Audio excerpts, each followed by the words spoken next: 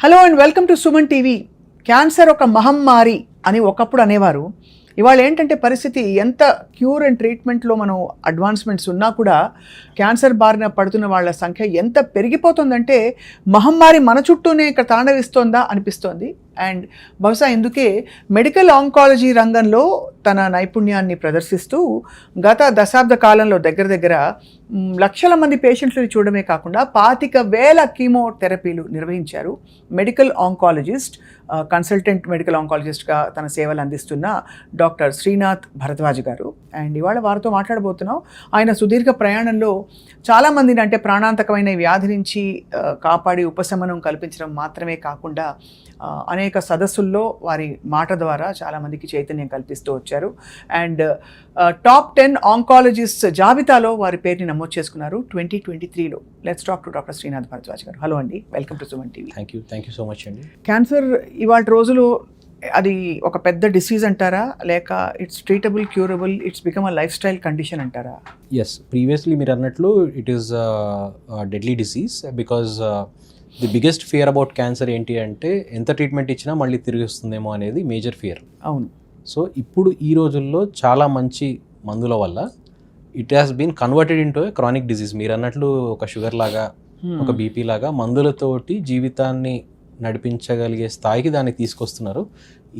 ఇంకా కూడా రీసెర్చ్ ఆ డైరెక్షన్లో వెళ్తుంది. సో ఇంకా కూడా మంచి మందులు వస్తే పూర్తిగా మీరు అన్నట్లు పూర్తిగా నయం అయిపోయే రోజులు కూడా వస్తాయేమో. చాలా ఆ రోజుల కోసం వెయిట్ చేస్తున్నాం. డాక్టర్ శ్రీనాథ్ గారు, మీ ప్రయాణం మెడికల్ ఆంకాలజీతో ఎలా సాగింది అసలు? యాక్చువల్లీ నేను ఉస్మానియాలో చదువుకుంటున్నప్పుడు ఎమర్జెన్సీలో మేము సేవలు అందించేటప్పుడు అన్ని కేసులు చూసేవాళ్ళం. ఇప్పుడు చాలామంది రైతులు పాపం పెస్టిసైడ్ తాగి పాయిజనింగ్ కేసెస్, బర్న్స్ కేసెస్ చాలా చూసేవాళ్ళం.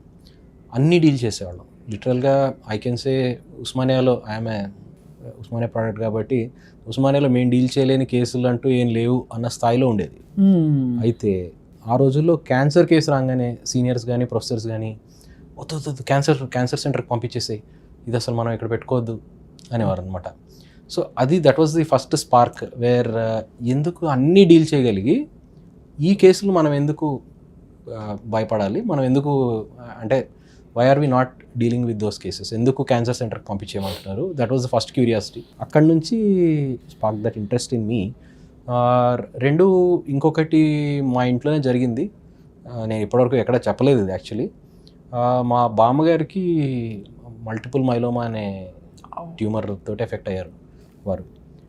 దాని డిటెక్షన్లో we took some time because రెగ్యులర్గా అదర్ స్పెషాలిటీస్ చేసేవాళ్ళు ఇటువంటి సిమ్టమ్స్ని గుర్తించి ఇది క్యాన్సర్ అని చెప్పడంలో కొంత లేట్ అయింది డెఫినెట్గా. సో ఆవిడ she used to complain of pain and we never used to know, maybe age రిలేటెడ్గా ఆస్టియోపోరోసిస్ వల్ల దానివల్ల అనుకునేవాళ్ళం అనమాట. సో మెడికల్గా so then we understood the challenges పని చేస్తున్నప్పుడు కానీ లేకపోతే ఇట్లా సెల్ఫ్ ఎక్స్పీరియన్స్తో కానీ.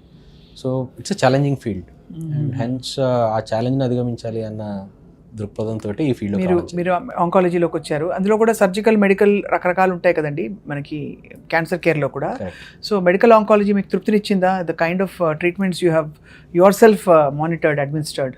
చాలా అంటే దీనికి మనం ఫార్మాలో జరిగే ఇన్నోవేషన్స్ని కూడా థ్యాంక్ చేయాలి. ఎందుకంటే వాళ్ళు చాలా మంచి మందులు మనకి కనిపెట్టి ఇవ్వడము, అవి బాగా మన కళ్ళ ముందే పనిచేయడము. అండ్ ఆ పేషెంట్స్ ఎవరైతే మనకి ఇంకా లైఫే లేదనుకొని మన దగ్గరికి వచ్చి ట్రీట్మెంట్ తీసుకున్న తర్వాత వాళ్ళు మళ్ళీ కొన్నేళ్ల తర్వాత వచ్చి మేము ఈ పర్టికులర్ ఫీల్డ్లో మేము స్థిరపడ్డాము, ఇలా our life is going on well అన్నప్పుడు ఆ satisfaction is something totally different. So దాదాపు 25,000 కీమోథెరపీ సెషన్స్ ఇచ్చారు. కీమోథెరపీస్, ఇమ్యూనోథెరపీస్, టార్గెట్ థెరపీస్, అన్ని రకాల ఇంక్లూడింగ్ ట్రాన్స్ప్లాంట్స్ కూడా అన్నీ చేయడం జరిగింది. ఓహో, ట్రాన్స్ప్లాంట్స్ కూడా అవుతాయండి ఇందులో? ఎస్, బోన్ మ్యారో ట్రాన్స్ప్లాంట్ అని చేస్తాము. సో అది కూడా చేయడం జరిగింది. And it was a great experience all these years and I wish it would continue to be so. Doctor Srinath Bharadwaj గారు, చాలా కేసెస్లో మనకి ఇంకా హోప్ ఉండదు. బట్ హోప్ లేని కేసులో మనం ఎప్పుడైతే మీరు నయం చేసి వాళ్ళని బతికించారు, అటువంటి సందర్భంలో మీకు ఎంత తృప్తి కలిగి ఉంటుంది? సో అటువంటి ఒక సందర్భం మాకు చెప్తారా? చాలా సంతృప్తినిచ్చేది అందులో, ఎస్పెషల్లీ పీడియాట్రిక్ ఆంకాలజీ అంటే చిన్నపిల్లల్లో వచ్చే క్యాన్సర్స్. సో చిన్నపిల్లలకి యాజ్ పేరెంట్స్ మీకు తెలుసు, చిన్న దెబ్బ తగిలితేనే మనం తట్టుకోలేం. అలాంటిది ఇమాజిన్ వాళ్ళ క్యాన్సర్ డిటెక్ట్ అయింది అంటే ఫ్యామిలీలో ఉండే కమోషన్ కానీ వాళ్ళు అండర్గో అయ్యే ఎమోషనల్ ట్రామా కానీ మీకు అర్థం చేసుకోవచ్చు అనుకుంటున్నాను. సో అట్లా ఒక పిల్లవాడు కిడ్నీ ఫెయిల్ అవుతోంది అని చెప్పి చాలా హాస్పిటల్స్ తిరుగుకుంటూ వచ్చారు. కిడ్నీ ఎందుకు ఫెయిల్ అవుతుంది అనేది ఎవరు చెప్పలేకపోతుంది. సో అప్పుడు when he came to us, తన బ్లడ్ పరీక్ష చేస్తే దాంట్లో క్యాన్సర్ కణాలలాగా డౌట్ వచ్చింది. Then we did some other additional test like bone marrow test and all that. So అప్పుడు బ్లడ్ క్యాన్సర్ ఉంది అని తెలియదు. అసలు అంత చిన్న పిల్లవాడికి ఎలా వచ్చిందండి? Blood cancers are common, first 10 years లైఫ్లో వస్తాయి and they are highly curable. So మంచి ట్రీట్మెంట్ తీసుకుంటే కనుక 8 out of 10 క్యూర్ అయిపోతారు. బట్ కిడ్నీ ఫెయిల్యూర్తో రావడం అనేది కొంత డిఫరెంట్ వే ఆఫ్ ప్రజెంటేషన్, చాలా కామన్గా జరిగేది కాదు. సో దీంట్లో ఏమైంది అంటే అతనికి ట్యూమర్ చాలా ఎక్కువగా ఉండడం వల్ల ఆ ట్యూమర్ కణాలు ఆటోలైసిస్ అంటే అవే పగిలిపోతున్నాయి, ఎక్కువగా ప్రొడక్షన్ అయిపోయి పగిలిపోతున్నాయి. సో ఆ ట్యూమర్లో ఉన్న కంటెంట్ అంతా కూడాను కిడ్నీస్లోంచి బాడీ ఎక్స్క్రీట్ చేయడానికి ట్రై చేసి ఆ కిడ్నీస్ అంతా జామ్ అయిపోయి హై క్రియాటినిన్ ఇంకా other problems of kidney failing, ఆ పిక్చర్ తోటి అతను వచ్చారు. సో అతను కూడా అడ్మిట్ అయింది నెఫ్రాలజిస్ట్ కింద యాక్చువల్లీ. సో వారికి ఇంకా వీళ్ళంతా చూశారు, నెఫ్రాలజిస్ట్ కూడా ఆన్సర్ దొరకట్లే అసలు, అంటే ఎందుకు అవ్వాలి ఇట్లాంటి పిల్లలు. Then we diagnose that cancer and we gave chemotherapy. Then again ఐసీయూలో పెట్టి కాస్త ఎక్కువగా సపోర్టివ్ కేర్ అది ఇవ్వాల్సి వచ్చింది. అవుట్ ఆఫ్ ఆల్ దిస్ అంటే it was a roller coaster ride పేరెంట్స్కి. వాళ్ళు ఈరోజు గడుస్తుందో లేదో అని చెప్పిన రోజులు ఉన్నాయి, రేపొద్దునకి మళ్ళీ లేదు బాగా అయ్యాడని చెప్పి ఆనందంగా ఉన్న రోజులు ఉన్నాయి. And the best of it was when he got discharged. అబ్బా అద్భుతం. అసలు ఈ రోజు గడుస్తుందో లేదో అనడానికి ఎలాంటి సిమ్టమ్స్ ప్రెజెంట్ అవుతాయి బ్లడ్ క్యాన్సర్లో? బ్లడ్ క్యాన్సర్లో ఇప్పుడు ఎక్కువగా బ్లీడింగ్ గమ్స్, తర్వాత చిన్న దెబ్బ తగిలితేనే బ్లడ్ ఎక్కువగా కారడము, అట్లాంటి సిమ్టమ్స్ ఎక్కువ ప్రజెంట్ అవుతారు. ఈ బాబుకి అవన్నీ లేకపోయినా డైరెక్ట్గా కిడ్నీ ఎఫెక్ట్ తోటి ప్రజెంట్ అయ్యారనమాట. That is not a very common thing. But kidney effect అయినప్పుడు మనకు చాలా డిఫికల్టీ ఎక్కడ వస్తుందంటే, కిడ్నీ ఎఫెక్ట్ అయినప్పుడు మీరు యాంటీబయాటిక్ డోసులు మార్చి ఇవ్వాలి, కీమోథెరపీ డోసులు మార్చి ఇవ్వాలి. సో ఆ ఫైన్ బ్యాలెన్స్ అనేది ఉండాలి, ఎందుకంటే you can't give the full dose when kidney or liver is affected. So ఆ సిచ్యువేషన్ ఒక టైట్ రోప్ వాక్లోంచి అతన్ని బయటికి తీసుకొచ్చిన రోజు వచ్చిన satisfaction is very much immense. అంటే నెక్స్ట్ రోజు గడుస్తుందా లేదా అని ఎన్నోసార్లు చెప్పి తర్వాత అతను బయటికి వచ్చినప్పుడు వీ ఫెల్ దట్ హ్యాపీనెస్. ఎందుకంటే డే ఇన్ డే అవుట్ అతనితో ట్రావెల్ చేసి, ఫ్యామిలీతో ట్రావెల్ చేసి, సో ఇందుకు కదా మనం మెడికల్ ఆంకాలజీలోకి వచ్చింది అని అనిపించిన రోజుల్లో అదొకటి అనమాట. ఇప్పుడు ఎంత వయసు ఉంటుందో ఆ బాబుకి? అతను వచ్చినప్పుడు 3 years అతని ఏజ్, ఇంకొక 3 years, ఇప్పుడు 6 years. 6 years. సో అతను వచ్చినప్పుడు 3 years, ఇప్పుడు 6 years ఉంటాడు. 3 ఏళ్ల పిల్లవాడికి అంత పెద్ద వ్యాధి రావడం ఏంటండి? ఎంత ఇది ప్రకృతి నిజంగా దేవుడు కోపం వచ్చిందా, దేవుడు ఇంత ఇలా ఎందుకు చేశాడని అనుకోక మానరు ఎవరు. ఎందుకంటే అంత చిన్నప్పుడు మనమైతే ఏదో పెద్దవాళ్ళు లైఫ్ స్టైల్ బాగాలేదు, వెయిట్ ఎక్కువ పెరిగిపోయావు, సిగరెట్ కాల్చావు, మందు తాగావు, ఇవన్నీ చెప్తాం. పిల్లాడికి ఏం చెప్తామండి? ఏ పాపం చేయనివాడు. And the earliest age where I give chemotherapy was around 9 months baby. ఎలా తట్టుకుంటారండి బుజ్జి ప్రాణాలు? అంటే యాక్చువల్లీ ఇట్స్ ది కాన్వర్స్. పిల్లలకి తట్టుకునే కెపాసిటీ ఎక్కువ, అవునా? పెద్దవాళ్ళకన్నా కూడాను. There capacity to tolerate anything is much more. ఎందుకంటే తొందరగా వాళ్ళకి రీజనరేషన్ కానీ అంత గ్రోయింగ్ ఏజ్ కదా, so they tolerate it well actually. But ఆ ఏజ్లో అసలు ఆ డయాగ్నోసిస్ చెప్పడం కానీ, అది రిసీవ్ చేసుకోవడం కానీ, ఆ ట్రీట్మెంట్లు అసలు ఇవ్వాలని అంటే కీమోథెరపీ అసలు పెద్దవాళ్ళకి ఇస్తానంటేనే కొంచెం హడలిపోతారు. అటువంటిది పిల్లలకి ఇస్తున్నారు అంటే ఇంకా పేరెంట్స్ మైండ్ సెట్ ఎట్లా ఉంటుంది అనేది మనం గమనించాలి. So we have to be very responsible and careful while talking to the family అనమాట. సో అట్లాగా and we have to be also మన మానిటరింగ్ కూడా అట్లీస్ట్ 2 to 3 times ఎక్కువగా ఉంటుంది పిల్లల్ని అడ్మిట్ చేసినప్పుడు కంపేర్ టు అడల్ట్స్. ఏం లేదు, బికాజ్ వాళ్ళకి చెప్పుకోలేరు. మెయిన్ థింగ్ ఏంటంటే పిల్లలకి ఏదైనా ఏడుస్తారు తప్ప చెప్పుకోలేరు. సో ఎక్కువ రెస్పాన్సిబిలిటీ ఫిజిషియన్ మీద ఉంటుంది. ఇది పిల్లవాడిని చూసి ఇతను ఏడుస్తున్నాడు, ఏదో సంథింగ్ ఈజ్ రాంగ్, అది కనిపెట్టాల్సిన రెస్పాన్సిబిలిటీ ఎక్కువగా ఫిజిషియన్ మీద పడుతుంది కంపేర్ టు అడల్ట్స్. ఎందుకంటే అడల్ట్స్ అంటే వాళ్ళు చెప్తారు నాకు వామిటింగ్ వస్తుందనో లేకపోతే పెయిన్ ఉందనో చెప్తారు. వీళ్ళు ఏంటంటే 3 years, 2 years, 9 months అయితే ఇంకా వాళ్ళు ఏడవడం తప్ప వాళ్ళు క్లియర్గా డిఫైన్ చేయలేరు ప్రాబ్లమ్ని. సో అక్కడ కూడా మన ఎక్స్పర్టీస్ అనేది, ట్రైనింగ్ అనేది ఉపయోగపడుతుంది. చాలా మీకు చాలా కష్టతరమైన జాబ్. ఎందుకంటే కష్టతరం, కానీ అది అండర్గో అవుతే దాని satisfaction both for the family and the doctor is very high. Doctor Srinath గారు, మీ ప్రిస్క్రిప్షన్ ఏంటి? What do you think is essential 100 ఏళ్ళు బ్రతకడానికి? నాకు కొంచెం డిఫరెంట్ థాట్ ప్రాసెస్ ఉంది. 100 ఏళ్ళు బతుకుతామా, 90, 70, 80, I think it's really not in our hand. ఎందుకంటే మనం బెస్ట్ చేసినా కూడా I think the number of years is prefixed అని నేను అనుకుంటాను. మనం భూమి మీదకి వచ్చిన రోజే అది డిసైడ్ అయిపోతుంది. But what we can do is మనంతటా మనం దాన్ని ఇంకా తగ్గించకుండా ఉంటే చాలు. అది సో దానికి మనము we have to take care of our health. So హెల్త్లో కూడాను 2 ఆస్పెక్ట్స్ ఉంటాయి. ఒకటి what you eat is what you are అంటారు, కాబట్టి మీరు తీసుకునేది ఆహారము, సో అది మనలో కలిసిపోతుంది కాబట్టి దాని మీద మనం జాగ్రత్తగా ఉండాలి. 2 మన బాడీ అనేది శ్రమ చేయడానికి తగ్గట్టుగా దేవుడు తయారు చేశాడు. సో మనం ఏం చేస్తున్నాం అంటే శ్రమ తగ్గించుకొని రోజు రోజుకి కంఫర్టబుల్ అయిపోతాం. సో శ్రమ చేయాల్సిన అవసరం ఉంది, చక్కగా తినాల్సిన అవసరం ఉంది. ఆ 2 చేస్తే గనక you will reach your target. ఎంత అనేది అది 100 అవ్వచ్చు, 110 కూడా అవ్వచ్చు. అది అవును, ఈ మధ్య విన్నాం కూడా. 110 years ఉండే ఒక ఆవిడకి ఒక కార్డియాలజిస్ట్ స్టెంట్ పెట్టారట. 106 సంవత్సరాలు, ఆ తర్వాత 4 ఏళ్ళు బతికట్ట ఆవిడ. So age is just a number. నేను అనేది ఏంటంటే ఇప్పుడు 75 ఏళ్ళకి ఎన్నికల్లో పోటీ చేసి రకరకాల ఊళ్ళు తిరిగి స్పీచ్లు ఇచ్చేంత ఫిట్నెస్ ఉన్న వాళ్ళని మనం చూస్తున్నాం. అలా అని ఇంట్లో పడుకొని ఇంకా ఏమి లేవలేక బలహీనతగా ఉండే వాళ్ళని చూస్తున్నాం. సో ఒళ్ళు శ్రమ చేయాలి, ఆహారం దగ్గర జాగ్రత్త పడాలి. ఆ 2 ప్రిన్సిపల్స్. ఉదాహరణకి ఏ జాగ్రత్తలు తీసుకోవాలి ఆహారంలో? ఎక్కువగా వైట్స్ ఏది తెల్లగా ఉన్నా అవాయిడ్ చేయమంటున్నారు కాబట్టి షుగరు, ఎక్సెసివ్ సాల్ట్, తర్వాత మిల్క్ ప్రోడక్ట్స్ కూడా చాలామంది అవాయిడ్ చేస్తున్నారు. But curd is good in that sense, probiotics అవి ఉంటాయి కాబట్టి. సో వైట్స్ ఎక్కువగా తినకపోవడము అంటే ఇక్కడ 2 విషయాలు. మనకు కావాల్సిందంతా మనం తినచ్చు, కానీ క్వాంటిటీ రెస్ట్రిక్ట్ చేయడం. సో ద పోర్షన్ కంట్రోల్ అంటారు, దట్ ఈస్ వెరీ ఇంపార్టెంట్. అదే మితంగా తింటే ఆహారం మనకి అమృతంలా పనిచేస్తుంది, అమితంగా తింటే విషంలా పనిచేస్తుంది. సో మితంగా తినడం ఒకటి.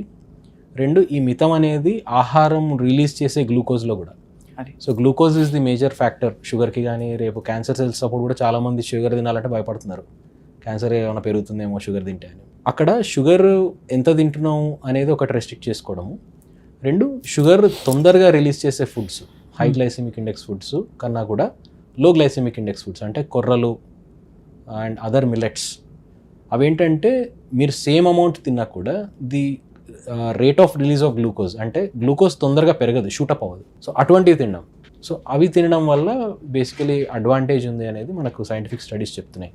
అంటే our body cannot tolerate spurt of glucose. ఒక్కసారిగా గ్లూకోజ్ రిలీజ్ అయ్యే foods burger, pizza, bread, chips, so ఇవన్నీ కూడా హై గ్లైసెమిక్ ఇండెక్స్, షుగర్లు బాగా స్పైక్ అప్ అవుతాయి కాబట్టి ఆటోమేటికలీ మనకి దీర్ఘకాలం వాడడం వల్ల న్యాచురల్లీ తినడం వల్ల చాలా క్రానిక్ ఇన్ఫ్లమేషన్ ట్రిగర్ అవడం బాడీలో.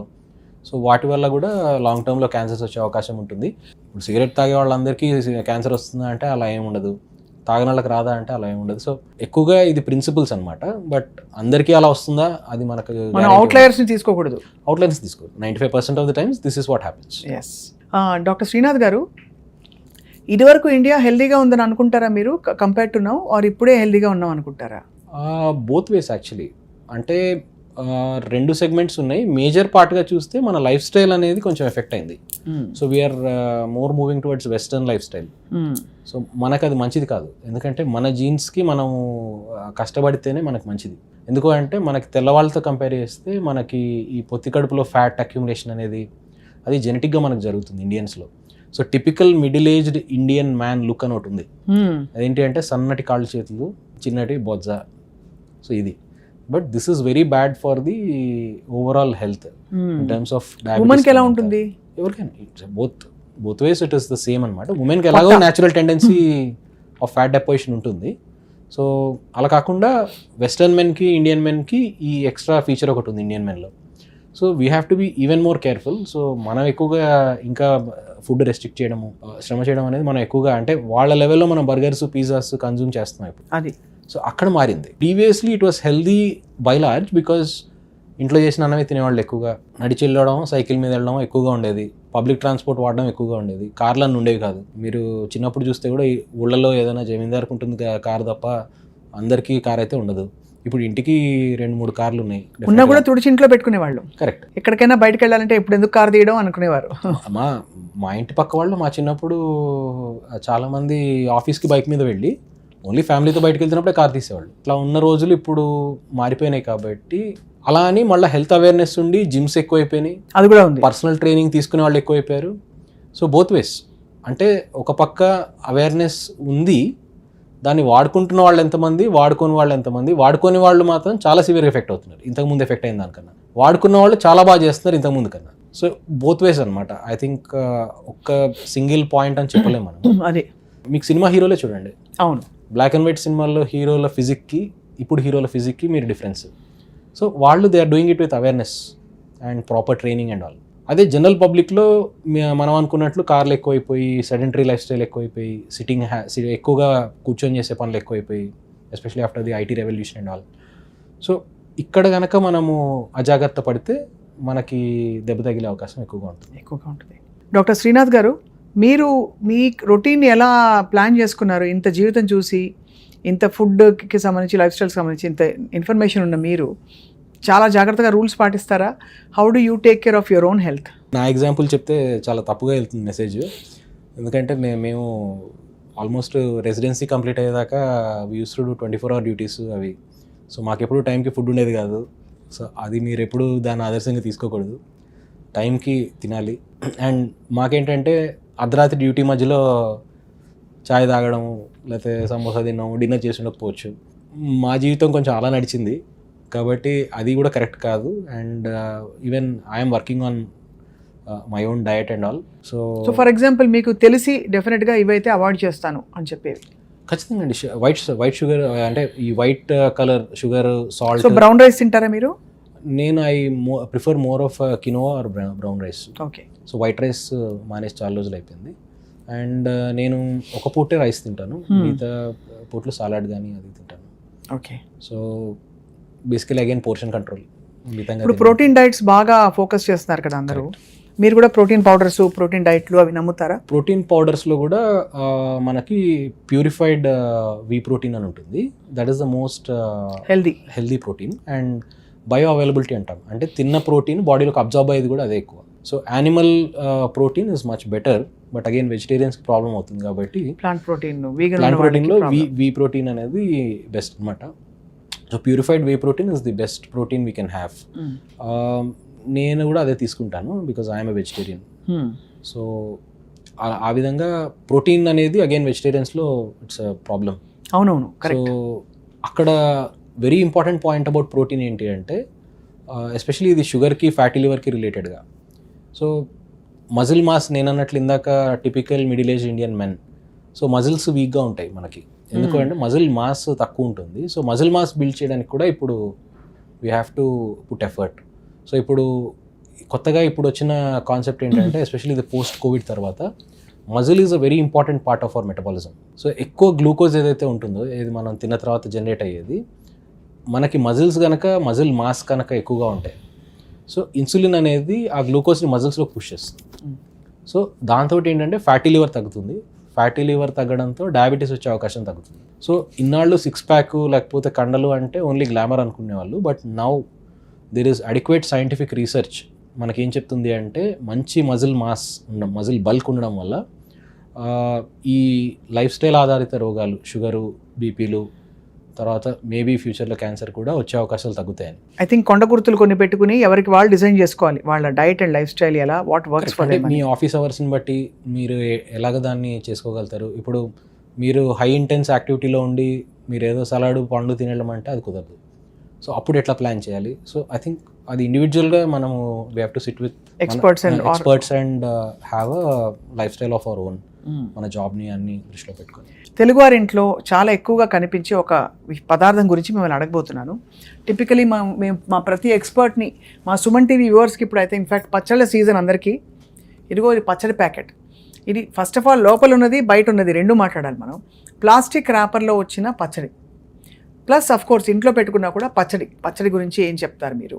ఇది తినచ్చా, తినకూడదా, మితంగా? ఎందుకంటే ఒకప్పుడు అరుగుదలకి ఆవకాయ బెస్ట్, ఆవ బాగా మీకు పొట్ట బాగుంటుంది కాబట్టి మీకు ఏ విధమైన ఇష్యూస్ ఉండవు and your entire gut health will be good అని చెప్పేవారు, నమ్మేవారు. అంటే ఒకానొక కాలంలో పచ్చళ్ళు ఎందుకు ప్రాముఖ్యంలో ఉండేవంటే it is a storage factor. Basically food మనకి బయట అవుట్లెట్స్లో అంత ఎక్కువగా అవైలబిలిటీ లేని రోజుల్లో, అది పల్లెటూళ్ళలో, ఒకసారి అంటూ మనం పచ్చడి పెట్టుకుంటే సంవత్సరం పాటు మనకు ఉంటుంది. అండ్ ఆ స్టోరేజ్ ఆ ఫ్యాక్టర్ నుంచి వచ్చిందని నేను నమ్ముతాను.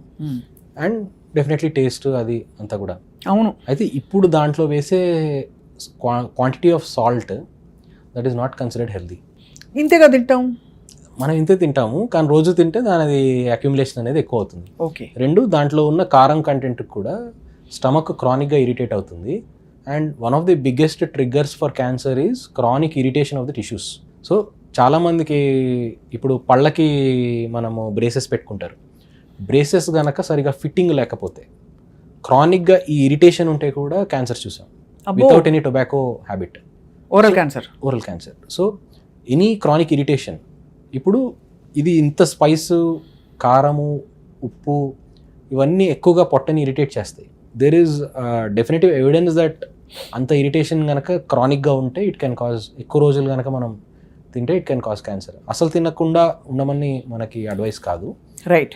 టేస్ట్ కోసం ఒకరోజు తినొచ్చు, 2 రోజులు తినొచ్చు, 3 రోజులు తినొచ్చు, తర్వాత గ్యాప్ ఇచ్చి వారానికి ఒకసారి ఎప్పుడో తింటే బాగుంటుంది. కానీ రోజు కన్జ్యూమ్ చేసే పదార్థం అయితే అది కాదు, పచ్చడి కాదు.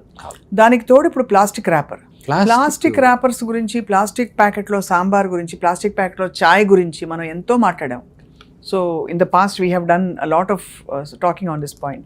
As an oncologist me perspective ఏంటి సార్? అసలు టోటల్గా ప్లాస్టిక్ అవాయిడ్ చేస్తే మంచిది అనేది నా పర్స్పెక్టివ్. ఎందుకంటే అందులో మనం ప్లాస్టిక్లో ఇదంటే పర్వాలేదు, హీట్ చేయట్లేదు. బట్ మీరు అన్నట్టు టీ కానీ, పప్పు కానీ, కర్రీ కానీ వేడిగా దాంట్లో వేస్తే అది లాట్ ఆఫ్ మైక్రో ప్లాస్టిక్స్ని రిలీజ్ చేస్తుంది. అవన్నీ ప్రూవెన్ కార్సినోజన్స్. ఇప్పుడు ఈ ఫాయిల్ ప్యాకెట్స్ వస్తాయి కదా, అది కొంచెం బెటరా? అందులో ఉంటాయి. అది అంతే. అందరూ ఏమనుకుంటారంటే చిన్న చిన్న ఫాయిల్ ప్యాకెట్లు వస్తాయి పలచగా ఉండేవి, ఆ కర్రీ పాయింట్లకు వెళ్ళిపోతే వాళ్ళు అందులోనే వేసి కట్టించేస్తారు. అది కూడా పొగలు కక్కుతూ వేడిగా వచ్చిందని చెప్పి మనం అది కూడా మంచిది కాదు. అగైన్ దాంట్లో కూడా కార్సినోజన్స్ ఉంటాయి. సో అది కూడా అవాయిడ్ చేస్తే మంచిది. ఎక్కువగా స్టీల్ మనకి బెస్ట్ అన్నిటికన్నా. డిస్పోజబుల్ అయితే పేపర్ బెటర్. థర్మోకోల్ అసలు వద్దా? థర్మోకోల్ చాలా మంది చాలా ఉత్తమం అనుకుంటారు. అలాగే ఈ మధ్య మనకి చక్కగా విస్తరాకులాగా, అరిటాకులాగా ప్లేట్లు వస్తున్నాయి. అసలు అది అంటే పైన ప్లాస్టిక్ కోటింగ్ ఇచ్చి దాని మీద వేడి అన్నం పెడతారు. ఇంకా అసలు అక్కడి నుంచే క్యాన్సర్ అలా కనిపించిపోతుంది. టోటల్గా అసలు those are to be avoided completely. దానికి క్లియర్ కట్గా మైక్రోప్లాస్టిక్ రిలీజ్ అయ్యి అన్నంలో కలిసి మన ఫుడ్తో పాటు బోల్డ్ అంత మైక్రోప్లాస్టిక్స్ కూడా కన్జ్యూమ్ చేస్తాం. ఇప్పుడు మన బాడీలో అండి ఒక క్రెడిట్ కార్డు ఉన్నంత ప్లాస్టిక్ బాడీలో ఉందని ఎక్కడో రాస్తే విన్నాను. నిజమా అది? ఖచ్చితంగా ఈ రోజుల్లో ఇప్పటికి. సో ఇప్పుడు avoid all those plastic contained plates కానీ, కవర్స్ కానీ, ప్లాస్టిక్ బాటిల్స్ కూడా ఇన్ఫ్యాక్ట్. సో అవన్నీ కూడా, దోశని కూడా ప్లాస్టిక్లో కట్టిస్తాడు, వేడి దోశ వేసి. అసలు ఉండకూడదు. 2 ప్లాస్టిక్ బాటిల్ వాడినా కూడా 2-3 రోజులు కనుక బయట ఉంటే దాంట్లో మళ్ళీ మైక్రోప్లాస్టిక్స్ అంతా వాటర్లోకి వెళ్ళిపోతాయి. సో ఎక్కువ రోజులు నిలవ ఉంచిన ప్లాస్టిక్ బాటిల్లో నీరు తాగడం కూడా డేంజరే. సో అర్జెంటుగా సుమన్ టీవీ వ్యూవర్స్, మీరు ఫ్రిడ్జ్ తెరిచి చూడండి దయచేసి. మీరు గాజు బాటిల్స్ పెట్టారా, ప్లాస్టిక్ బాటిల్స్ పెట్టారా, ఏం పెట్టారని చెప్పి. సో మనకి పెట్ బాటిల్స్ అన్ని బ్యాడ్ అయితే 100%. అసలు పెట్ బాటిల్స్ బ్యాడ్, పెట్ బాటిల్స్ అమ్మేవి కూడా ఇంకా బ్యాడ్. ఓహో, ఆ వాటర్ కూడా బ్యాడ్. వాటర్ మనం చెప్పలేము, బట్ అంటే మీరు అనేది కార్బొనేటెడ్ బెవరేజెస్ గురించి, అవి కూడా బ్యాడ్. అవి అసలు totally to be avoided. So మనకైతే ప్లాస్టిక్ బ్యాగ్స్ ఏదో బ్యాన్ చేసాం, మేము బట్ట సంచులు తీసుకెళ్తున్నాం అని సంతోషపడిపోతున్నారేమో. ప్లాస్టిక్ ఇతర రూట్స్ నుంచి చొచ్చుకొచ్చేస్తుంది లైఫ్లోకి, ఎక్కడ చూసినా ప్లాస్టికేనండి. అండ్ అది డిగ్రేడ్ కాదు, 2 కార్సినోజెనిక్. అది ఆవులు కూడా తినేస్తాయట ప్లాస్టిక్లు, వాటి పాలలో కూడా వెళ్ళిపోతుంది కార్సినోజెన్స్. అన్నీ ఇప్పుడు ఆవులే కాదు, మనం సముద్రంలోకి విడిచిపెడుతున్నాము, చేపలు అన్నీ ఎఫెక్ట్ అవుతున్నాయి. మొత్తం ఎకోసిస్టమ్ ఎఫెక్ట్ అవుతుంది. We don't know how to come out of this, but సాధ్యమైనంత వరకు అవాయిడ్ చేస్తే మంచిది. అందుకే చాలామంది ఆవు పాలు ఇవి కూడా ఇప్పుడు స్లోగా తగ్గిస్తున్నారు. అంటే ఎస్పెషలీ మీరు ఫిలిం సెలబ్రిటీస్ చాలామందిని ఇంటర్వ్యూ చేస్తుంటారు. సో వాళ్ళు కూడా చాలామంది ఇది అవాయిడ్ డైట్లోకి వెళ్ళిపోతున్నారు, డైరీ అవాయిడ్ చేస్తున్నారు బేసికలీ. ఎందుకంటే ఇవన్నీ మీరు చెప్పిన కారణాలు. అదే అంటే డైరీ అవాయిడ్ చేసి చికెన్, ఫిష్ తీసుకునే వాళ్ళు తీసుకుంటారు.